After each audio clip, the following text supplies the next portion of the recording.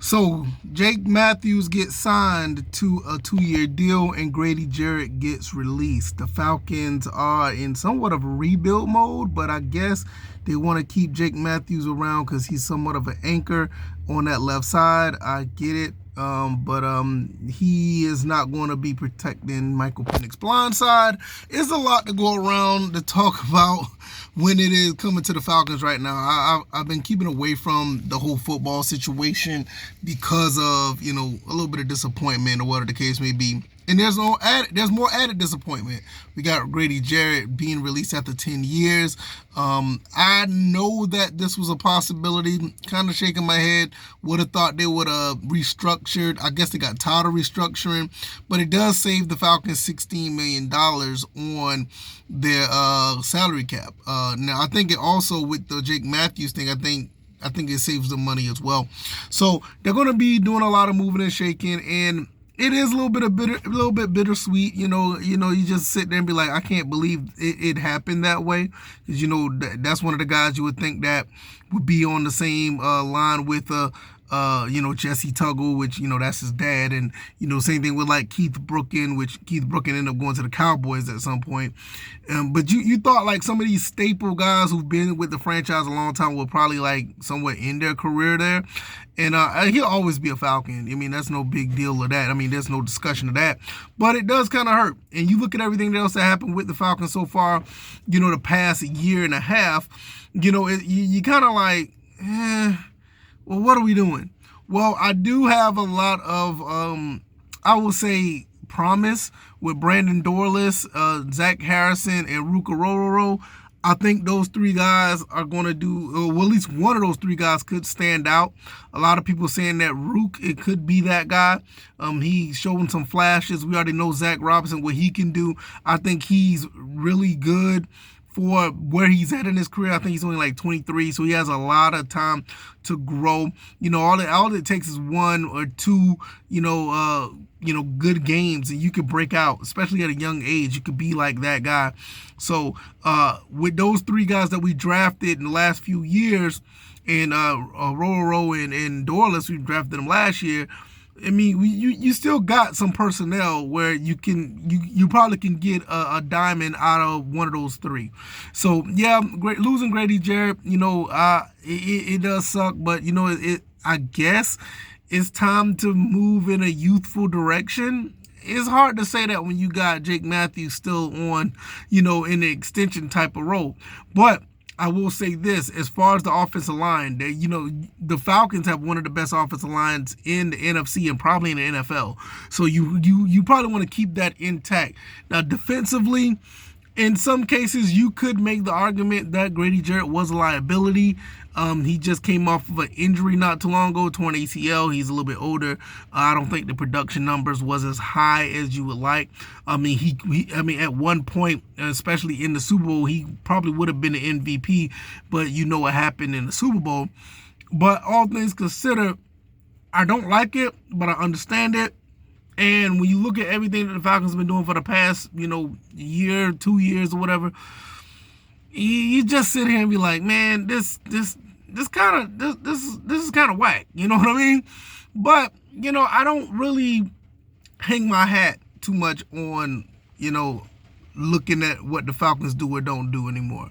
I like to talk about them. I do like to make content about them and see where we go. But it's stressful, y'all. It's extremely stressful to sit here and be worrying about this team so much. I mean, I had to step away and like, you know what? I see what they're doing over there in Georgia Southern. I'm going to wait to make some more content about them. But when you look at the Falcons and this time around free agency, people are getting paid, people are getting signed, people are getting released. It's time to talk about them again, and you're like, what are we going to do? You know what I'm saying? It's like, what are we going to do? You see this whole thing with Kirk Cousins, how that's playing out.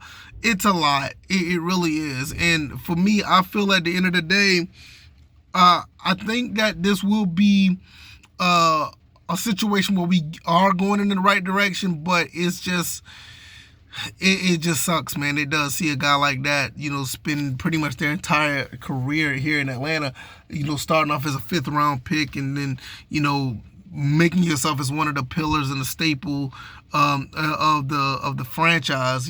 Basically at some point could have been like, or was the face of the franchise when you look at marketing or whatever, and you just see where things just didn't. I will say that it was somewhat of a decline, and for the price, $16 million. I mean, you could make the argument that this was the right move. I mean, more than a good argument, But at the end of the day, we'll see how things go with the Falcons. I don't expect much going forward. I do like the promise of the young offensive nucleus, but when you look at the defense, that's where everything is everything. I mean, you gotta be able to stop people defensively. I mean, we saw that in the playoffs. I mean, you saw, and you know what? And I never really talked about this, but you saw what the Eagles did defensively. You see all these guys from Georgia that's right down the street from the Falcons organization.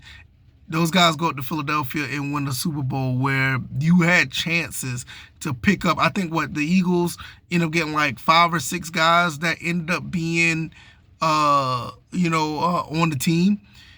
I mean, the Falcons had a chance to pick up at least 4 of those guys, maybe even 3.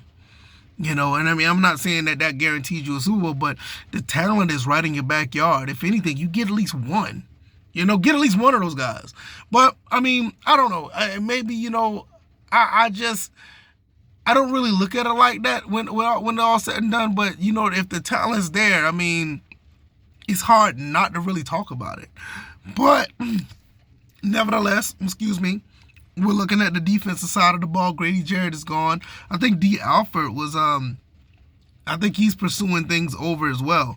I think he's pursuing other things when it comes to going to another team. I don't think he's going to be re-signed.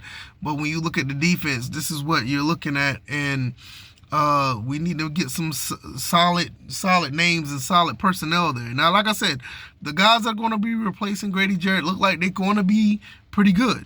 I think they got a lot of promise. I like Dorless. He didn't play much. Rucororo, he came in and did things. He knows Zach Harrison could play. He does. He did pretty well. So, we'll just see how it goes. Oh, also, I just forgot. What's his name? Nate Landman is going into free agency, which I kind of saw that coming. They signed him to a 1-year deal, which was a prove-it deal, basically. And I think he's going to make some money on the market. But when you got a guy like J.D. Bertrand coming in, I think that's where he's going to fill in right there. J.D. Bertrand, or we're probably going to bring in another linebacker or whatever. I think that's where that's going to go. But all said and done, I mean, you got pieces, but are they proven to take you further than you were last year? Offensively, I think we'll be fine. But defense, that's where we lost a lot of our games. But y'all let me know what y'all think. I'm going to get up out of here. It's just another day out here, man. Just trying to make some money. I'll hit you guys a little bit later. Y'all take it easy, and y'all be blessed. Take care of yourselves out there. All right, y'all. Peace.